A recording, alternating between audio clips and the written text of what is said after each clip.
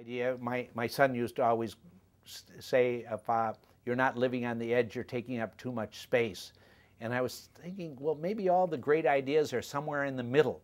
How do we move them out to the edge and beyond the edge and into fruition?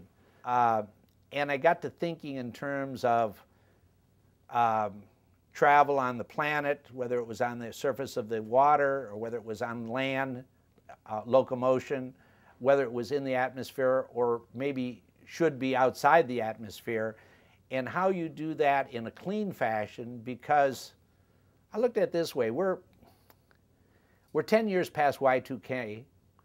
24/7 we move people up, down, sideways across the surface of the planet, in the atmosphere and what have you, and for the most part we're doing with hydrocarbon fuels, which are having a very detrimental effect on our ecosystem and our planet and the survival of the planet. Sometimes it just will be a matter of taking a great idea that a young person has and helping them find the information that's necessary to bring it to fruition and the capital.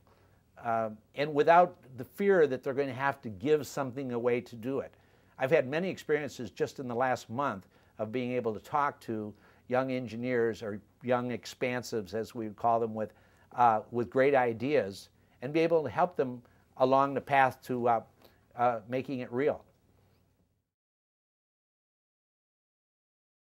Well, I'm sure it's not an original thought by any stretch, but I think that suborbital travel is a concept that makes a lot of sense for scientists to look at right now.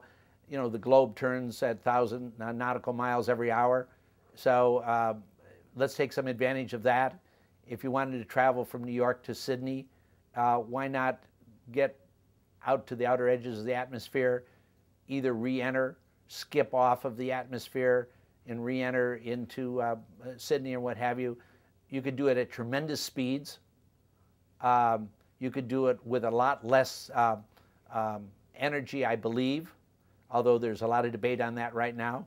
How you do it, you know, it would be a great concept, great prize for competition, but that excites me, that idea.